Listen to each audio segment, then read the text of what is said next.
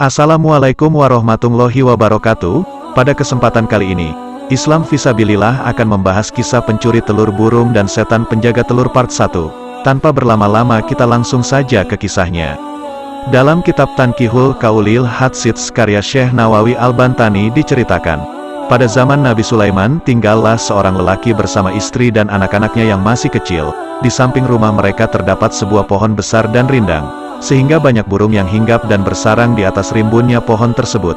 Pada suatu hari sang istri memintanya untuk memanjat pohon itu dan mengambil telur burung merpati dari sarangnya, karena telur itu akan dijadikannya makanan bagi anak-anak mereka. Maka lelaki itu pun lantas melakukannya dan mengambil telur burung merpati itu. Tak lama kemudian induk merpati itu pun kembali ke sarangnya. Betapa terkejutnya ia mendapati telur-telurnya telah ripe. Burung itu pun lantas mencium aroma masakan dari arah dapur rumah sekitarnya. Akhirnya induk merpati itu menyadari seseorang dari rumah tersebut telah mengambil telur-telurnya dan bahkan memasaknya. Induk burung merpati tersebut segera pergi untuk menghadap baginda Nabi Sulaiman sambil terseduh.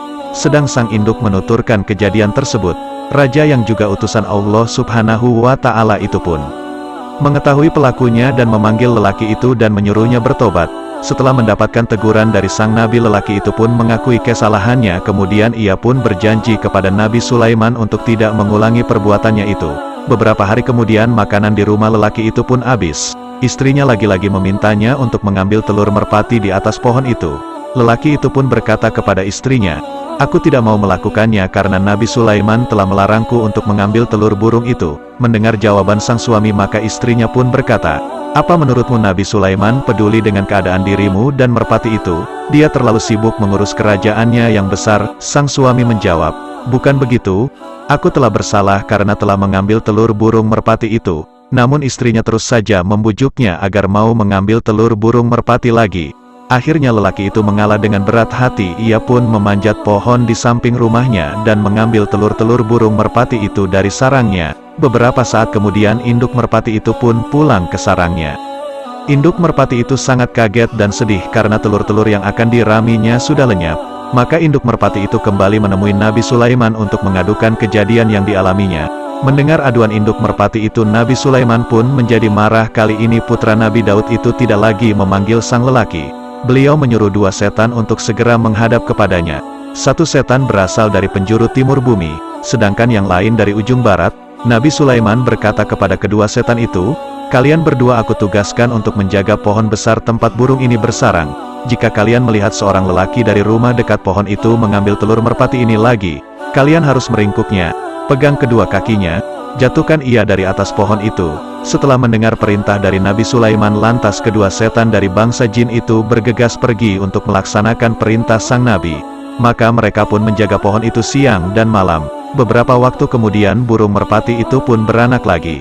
Saat induk merpati sedang pergi mencari makanan, maka terlihatlah oleh sang lelaki sarang burung itu kosong tak terjaga. Maka kemudian lelaki tersebut segera bersiap untuk memanjat pohon dan akan mengambil telur-telur merpati itu lagi. Namun belum sempat memanjat pohon untuk mengambil telur merpati, lelaki itu pun tiba-tiba mendengar pintu rumahnya diketuk. Setelah menoleh ke arah pintu rumahnya, ia melihat ternyata ada seorang pengemis tua yang mendatangi rumahnya untuk meminta makanan.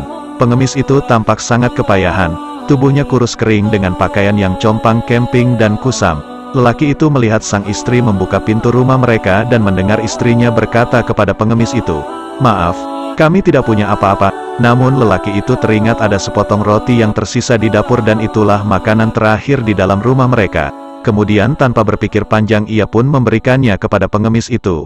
Wajah peminta-minta itu berubah cerah sambil terus mengucapkan terima kasih dan akhirnya pengemis itu pun pergi.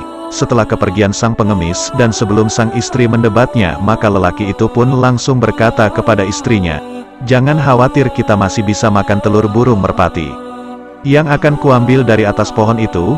Lelaki itu kemudian memanjat pohon besar di samping rumahnya. Ia pun segera mengambil beberapa telur dari sarang yang ditinggalkan induk burung merpati itu, hingga dengan telur itu ia dan keluarganya dapat makan untuk sehari. Beberapa waktu setelah telur merpati itu diambil, maka pulanglah sang induk merpati ke sarangnya. Induk merpati itu pun sangat kesal karena lelaki itu lagi-lagi mengambil telurnya. Rasanya pun bercampur kecewa karena kedua setan yang ditugaskan Nabi Sulaiman ternyata tidak menjalankan perintah sang nabi. Maka induk merpati itu kembali menghadap Nabi Sulaiman dan mengadukan kejadian tersebut kepadanya. Mendengar aduan merpati itu maka Nabi Sulaiman pun bertambah marah. Dua setan yang diberi tugas menjaga pohon itu pun dipanggil oleh sang Nabi. Setelah kedua setan itu berada di depan Nabi Sulaiman maka sang Nabi pun marah seraya berkata, "Kalian berdua telah berkhianat kepadaku." Kedua setan itu pun menjawab dengan serentak, "Wahai Nabi Allah, kami sama sekali tidak mengkhianatimu." Salah satu setan itu pun berkata, "Alhamdulillah saudara seiman, semoga kisah ini dapat menambah ilmu dan menambah ketakwaan kita kepada Allah Subhanahu wa Ta'ala. Assalamualaikum warahmatullahi wabarakatuh."